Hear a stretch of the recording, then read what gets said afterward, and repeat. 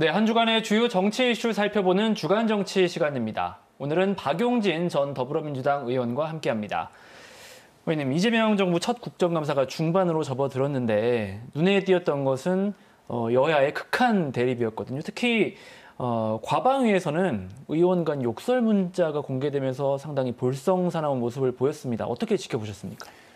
다들 아시겠지만 국정감사는 좀 센 권한이 부여돼요. 그래서 여러 자료 이런 것들이 다 강제적으로 제출되게 되어 있고요.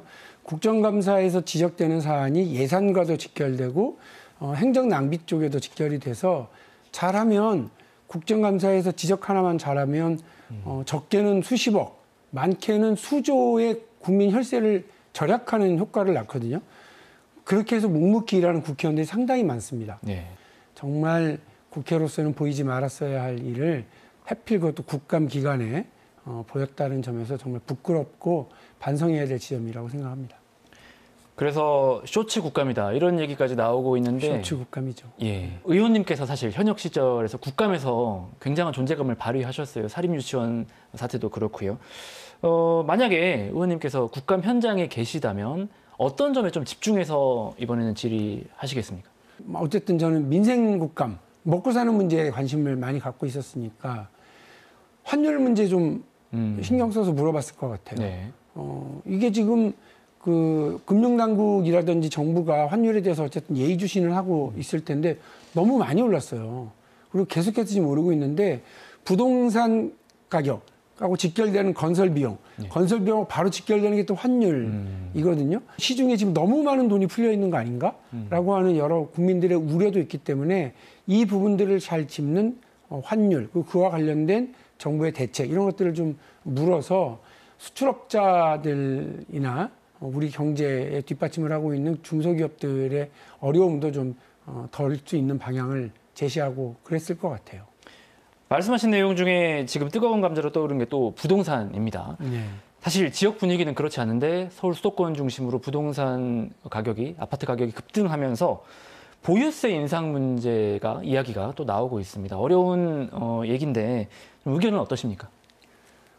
저도 조심스럽습니다만 세금으로 집값 잡은 예가 없습니다. 보유세를 올리잖아요. 그러면 집을 한 채 가지고 있는 실소유자들은, 실거주자들은 아니 내가 집값 올린 것도 아닌데 왜 나를 이렇게 괴롭히냐. 그리고 주로 은퇴자들이 많기 때문에 그걸 어떻게 감당하란 말이야 라고 볼멘소리를 하시죠. 집이 두 채, 세 채 있는 자주택자들 같은 경우는 그냥 그 세입자들에게 그 증가분을 넘기면 돼요. 그래서 그러니까 전세 값이 오르거나 월세가 오르거나 이렇게 해서 사실 서민들에게 힘들어지게 되는 구조가 됩니다.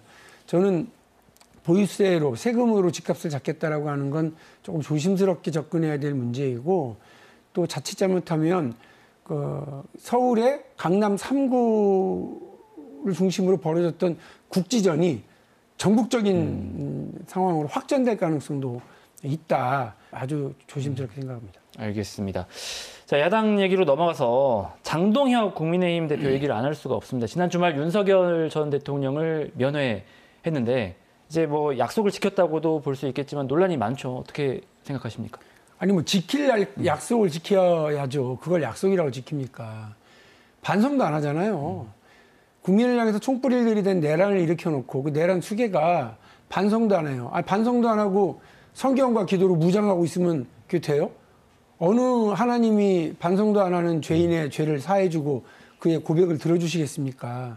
저는 장동혁 대표가 그 윤석열 만난 핑계로 신을 모독했다 이렇게 생각할 정도고요. 몹시 기분 나쁘게 상황을 봤습니다.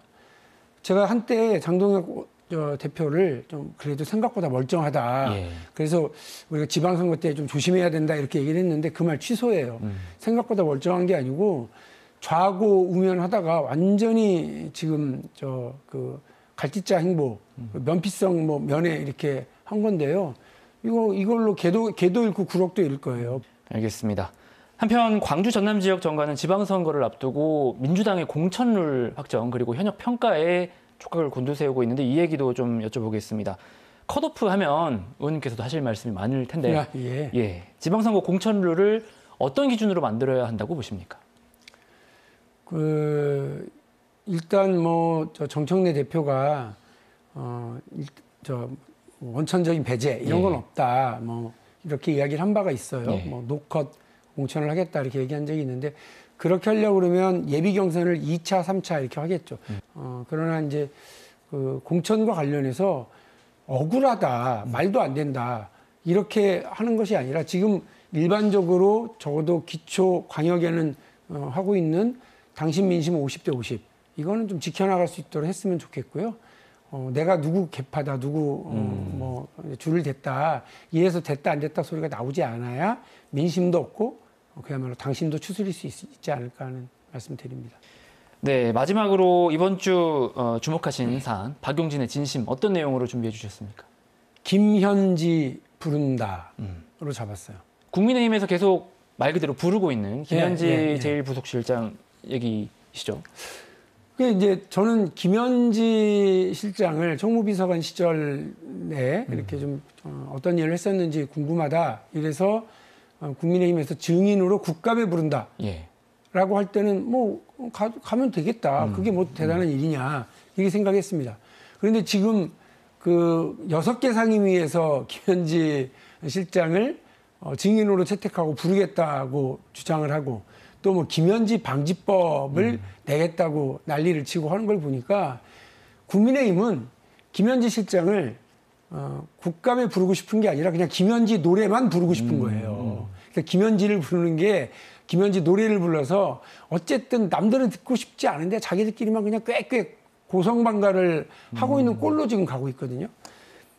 마치 김민석 총리 인사청문회 때 김민석 후보자를 곤란하게 만들겠다고 전처 현처를 다 한꺼번에 한 현장에 부르겠다라고 했었던 국민의힘의 눈치도 없고 공감 능력도 없고 실력도 없는 모습을 이번에 또 보여주고 있는 거라고 저는 봅니다. 저는 완전히 이번 국감은 그냥 국민의힘의 실력 없음, 무능함, 김현지 노래 부르는 걸로 그냥 끝나버린 거 아닌가 하는 생각이 듭니다. 부른다가 이제 증인으로 부르는 게 아니라 노래를 부른다. 이런 의미로 해석하면 되겠네요. 네, 국감의 취지를 살려서 특정한 인물에 대한 얘기보다 진정한 국정에 대한 감사가 될 수 있도록 하는 모습도 기대를 해보겠습니다. 네, 지금까지 박용진 전 더불어민주당 의원과 주간정치 함께했습니다. 말씀 고맙습니다. 고맙습니다.